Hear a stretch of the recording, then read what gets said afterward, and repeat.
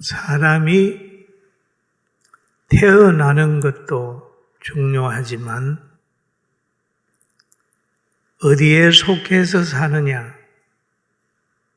어떤 일을 하느냐, 어떤 죽음을 죽느냐에 따라서도 굉장히 중요합니다. 그리고 사람이 한 번 태어나면 두 번 죽고 두 번 태어나면 한 번 죽는다는 말이 있죠.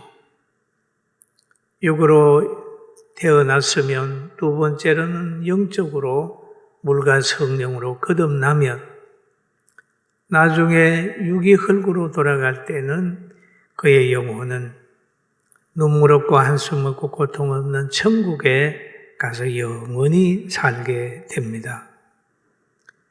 그러나 육신적으로만 태어나면 육체가 흙으로 돌아가는 날 영육의 멸망을 기억하기 때문에, 체험하기 때문에 우리는 늘 물과 성령으로 거듭나서 늘 하나님의 말씀을 들으면서 예배드리면서 믿음을 키우면서 천국 백성의 누림을 누리면서 세상을 이기면서 살아가야 됩니다. 할렐루야.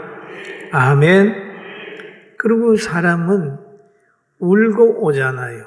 아이들 보면 태어나서 앙 울으면 살았다는 증거다. 울고 왔다가 때로는 웃고 가는 인생이 있어요. 웃고 간다. 그러나 울고 왔다가 울고 가는 인생이 있습니다. 서대반 집사나 믿음 생활 잘했던 분들은 울고 왔지만은 웃고 가는 거예요. 돌게 맞아서 돌무더기 속에 죽어가면서도 서대반 집사는 얼굴이 천사의 얼굴같이 빛나고 환하게 웃으면서 천국으로 갔다라고 하는 성경의 기록이 있습니다. 그리고 골고다 상에서 지금 예수님이 십자가 달리는 거예요. 십자가까지 오기까지 재판도 받고 침뱉음도 당하고 박해도 받고 하는 어려움을 당했어요. 그리고 골고다까지 온 거예요. 거기에서 보면은 제사장의 무리, 장로들의 무리, 군중들이 다 있습니다. 그 당시에 예수님을 십자가에 달고자 하는 이들의 마음 속에는 예수님을 미워하는 마음이 막 충만했어요. 독사처럼 독을 품고 있었습니다. 거짓 증인들을 세우고 여론을 막 만들어가지고 예수님을 십자가에 위에까지 다는데 이 사람들은 성공했습니다. 그들은 좋아했습니다. 그러나 그들이 좋아했던 것은 그건 불행인데 사람 편에서 좋아하는 거예요. 망할 짓을 하면서도 성공한 줄 아는 거예요. 아주 불행한 사람들이 되었습니다. 그런데 오늘 이 위에 가서 가만히 보면 그 실패 같은데 성공이에요. 예수님은 실패 같은데 자꾸 영광받을 자리고 성공하는 자리고 영육의 갈등 속에서 온전히 하나님 말씀에 순종해서 십자가까지 온 겁니다. 달리는 거예요. 여러분, 우리는 때로는 믿음 생활하다가 고난당하면서 실패 같은 현실을 만날 수가 있습니다. 체험할 수가 있어요. 그러나 믿기 전의 상황도 가만히 살펴보면 믿고 난 후에 하나님의 인도함을 거기에서도 찾을 수가 있어요. 저는 구약 성경을 읽다가 보면 이 야곱의 가정에 대해서 은혜를 받아요. 야곱이가 에서 피해서 메갓집에 가서 있다가 그 라헬을 사랑해가지고 7년 동안 거기에 종처럼 일을 하고 결혼식하고 밤에 들어가서 잠자고 나오니까 7년 동안 사랑하고 기다렸던 라헬이 아니라 레아가 들어와서 있거든요. 얼마나 충격적이었겠어요. 아이고, 부인이 바뀌었네. 그래서 야단치니까 우리 집에서는 형보다 동생을 먼저 결혼시키는 법이 없다. 그럼 넌 라헬 사랑하거든 다시 7년 또 해라. 또 7년 또 거기에서 종살이 하잖아요. 그래가 결혼했잖아요. 여러분, 거기에 야곱이 사기당하는 것 같고 어려움 당하는 것 같았지만은 성경의 역사를 쫙 보면은 그 야곱이 4명의 부인, 레아와 라헬의 몸종까지 다 부인으로 맞아들었잖아요. 그리고 4명을 통해서 뭐가 이루어지냐? 이스라엘의 12지파의 12명의 자녀가 태어나는 거예요. 할렐루야. 여기에도 하나님의 간섭이 있었다.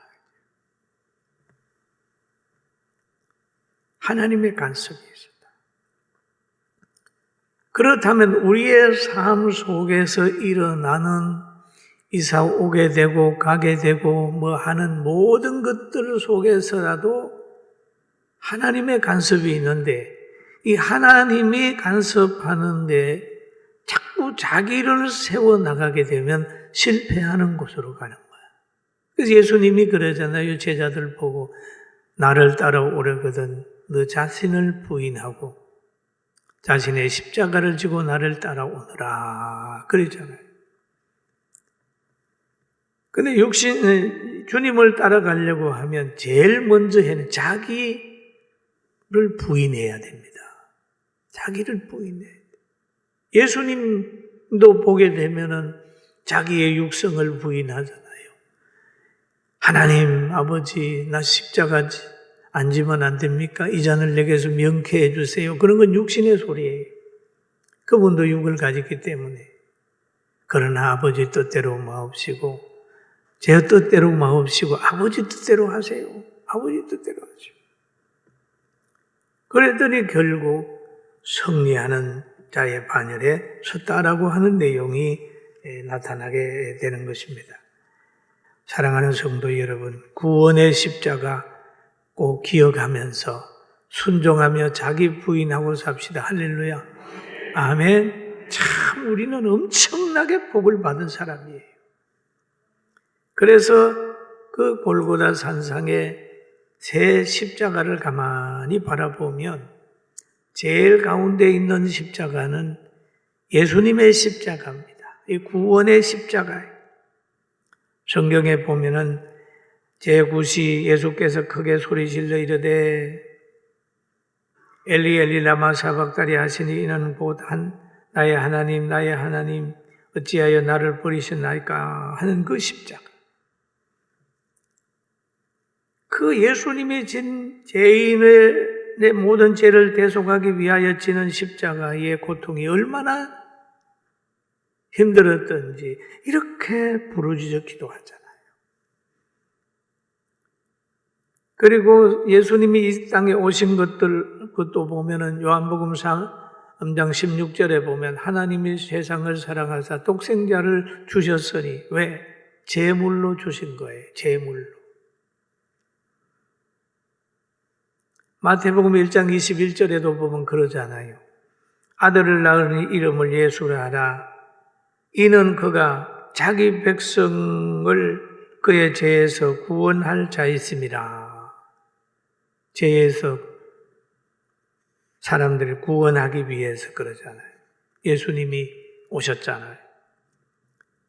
구약에는 보면은 양이나 소나 비둘기나 이런 것들이 제물이었지만은 여기 와서 예수님은 그 제물에 한 마리의 어린 양으로 오셔서 단번에 모든 사람들의 죄를 담당하고 예수 믿으면 구약처럼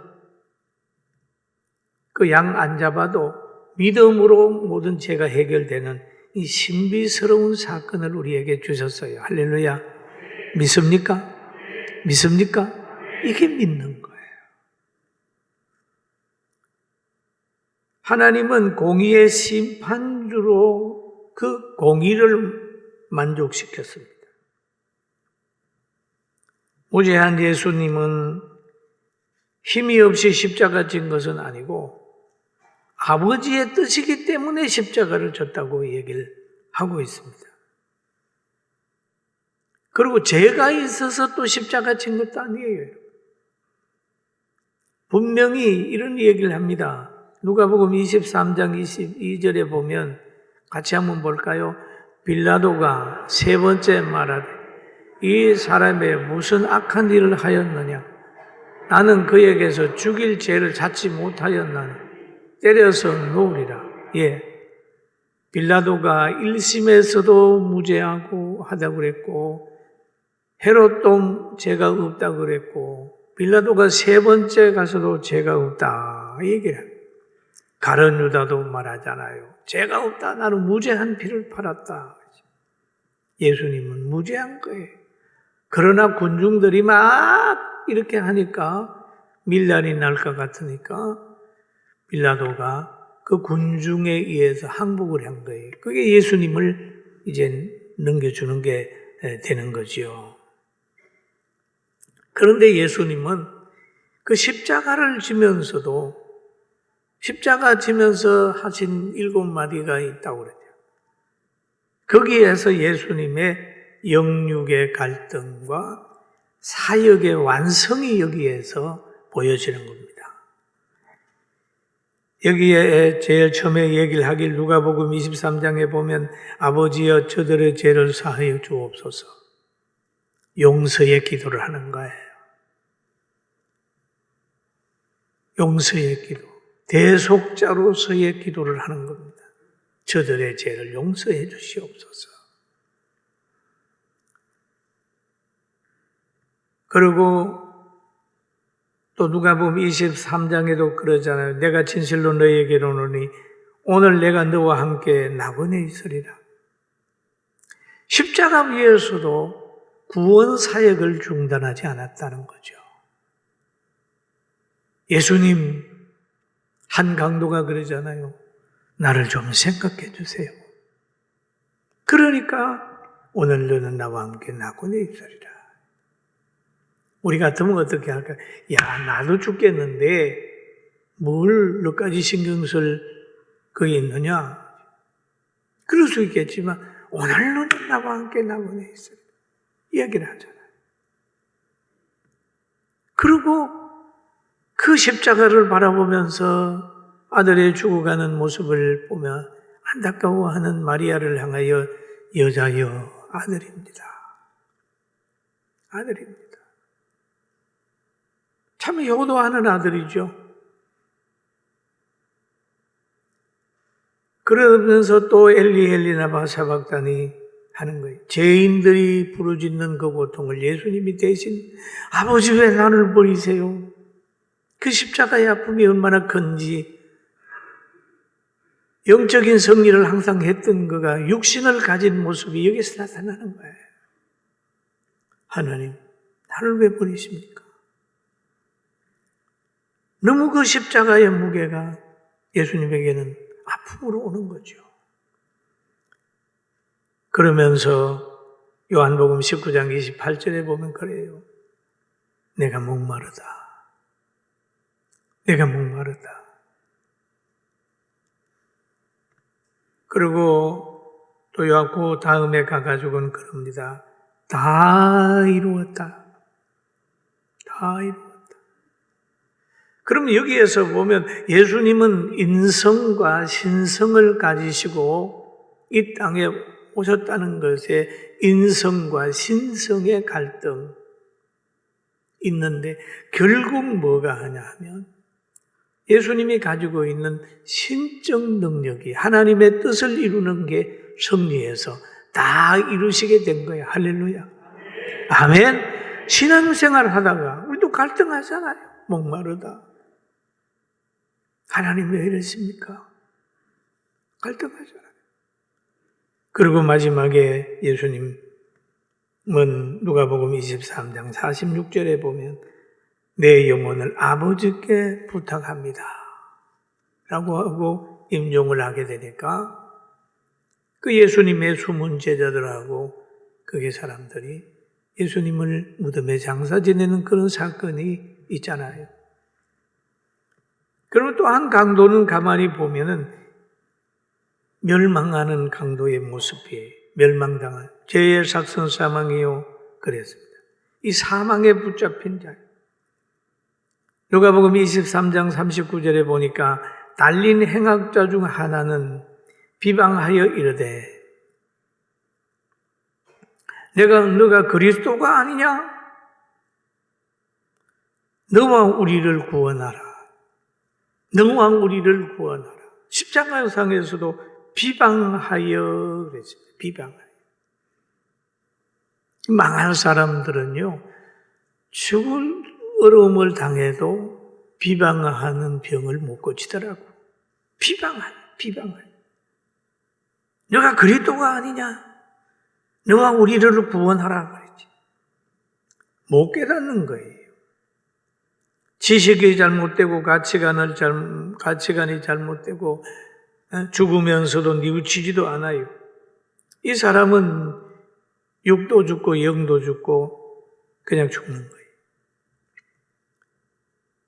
이런 사람들이 보면 교회도 있을 수 있고 정치판에도 있고 뭐 사회도 가면 가장 그리고 하나님이 심판을 할 때 지금은 죄인들 중에 불신자들 중에 하나님이 택한 사람들이 여러분과 저를 이렇게 교회에 나오게 해서 구원시켰잖아요. 불신자 중에 우리를 구원시켰어요. 여러분과 저는 엄청나게 축복받은 사람이에요. 할렐루야. 아멘. 따라합시다. 나는 선택받았다. 행복한 사람이다.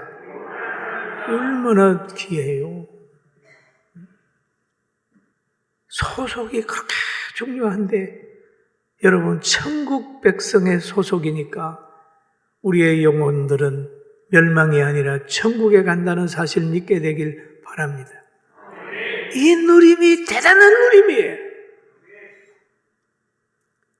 이거를 모르면 자꾸 신앙생활에서 갈등을 하고 환난을 당해봐야 합니다. 환난 당하면 믿는 사람과 믿지 않는 사람의 누림이 달라요. 그런데 세상 끝날에는 어떤 일이 일어나냐 하면 마태복음 13장 49절에서 50절 보면 그런 말이 있어요. 세상 끝에도란 말이 있습니다. 한번 같이 보실까요? 세상 끝에도 이러하리라.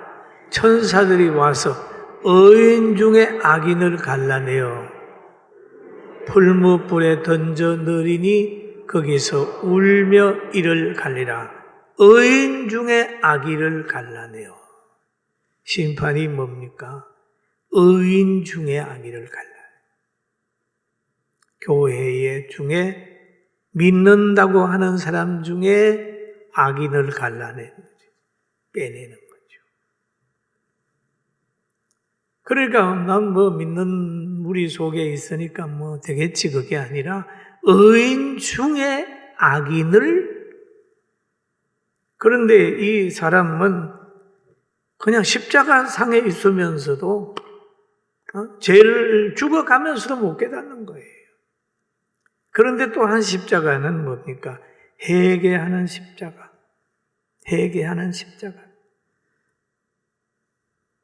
요한복음 19장 18절에 보니 거기에 그들이 거기서 예수의 십자가에 못 박을 새 다른 두 사람도 그와 함께 좌우편에 못 박으니 예수는 가운데 있더라. 그런데 누가복음 23장 40절에 보니까 하나는 그 사람을 꾸짖어 이르되, 조금 전에 그 강도는 그러잖아요. 예수님을 조롱하는 거예요. 비방했어요. 그런데 그 비방 소리를 들은 한 강도는 말합니다. 그 사람을 꾸짖어 이르되, 너가 동일한 정죄를 받고서도 하나님을 두려워하지 아니하느냐? 비록 이 사람은 지금 죄를 져서 십자가를 지고 있지만 하나님을 아는 거예요. 하나님을 두려워 아니하느냐? 그리고 비방하는 그를 가르쳐서 너가 동일한 정죄를 받고서도 하나님을 두려워 아니하느냐? 라는 얘기를 하고 있죠. 이게 바로 의의를 가진 사람들의 자세입니다. 그러면서 그는 말합니다. 41절에 우리는 너와 나는 우리가 행한 일에 상당한 보응을 받는 것이니, 우리가 행한 일에 상당한 보응으로 지금 십자가를 지고 있지 않느냐, 그 말입니다. 예, 당연하거니와 이 사람이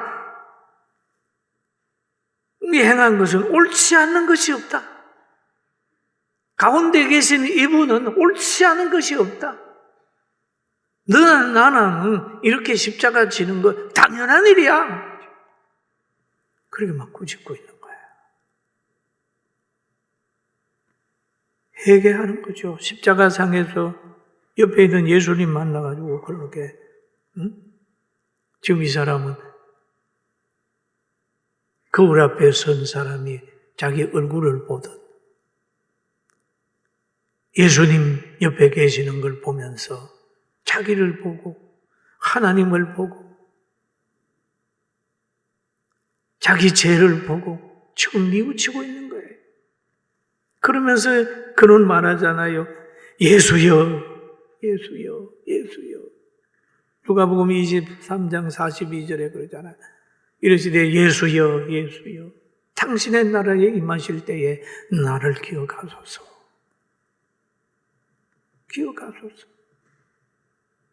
당신의 나라에 임하실 때에 나를 기억하소서. 지금 이 강도는 죽어가면서 당신의 나라를 믿는 거예요. 예수님의 나라를 믿는 거예요. 천국을 믿는 거예요. 그러니까 예수님은 이 사람을 향하여 43절에 누가복음 23장 43절에 같이 한번 봅니다. 예수께서 이르시되 내가 진실로 내게 이르노니 오늘 내가 나와 함께 나그네 있으리라 하시니라. 오늘 나그네 있으리라. 예수님은 자기를 향하여 기도하고 간구하는 사람의 그 고통을 외면하지 않고 들어줬다는 거예요. 갈릴리에 계실 때도 나사렛에 계실 때도 공생의 기간 때도 그랬지만은 십자가 위에서도 자기를 향하여 기도하는 부탁하는 그의 기도를 들어서 오늘 너는 나와 함께 나그네 있으리라라고 하는 말을 하고 있습니다. 그 후에 예수님께서 이제 임종하시는 거예요. 그래 임종하고 나니까 성전에 휘장이 쫙 찢어져 가지고 과거에는 제사장만 들어갈 수 있는 그 장소가 휘장이 찢어지면서 누구나 하나님께 기도해서 응답받는 그 길을 열어놓으셨습니다. 부활의 날 다시 무덤 문을 열고 나오는 주님의 그 기쁨을 맞이하는 여러분과 저가 되길 주의 이름으로 축원합니다.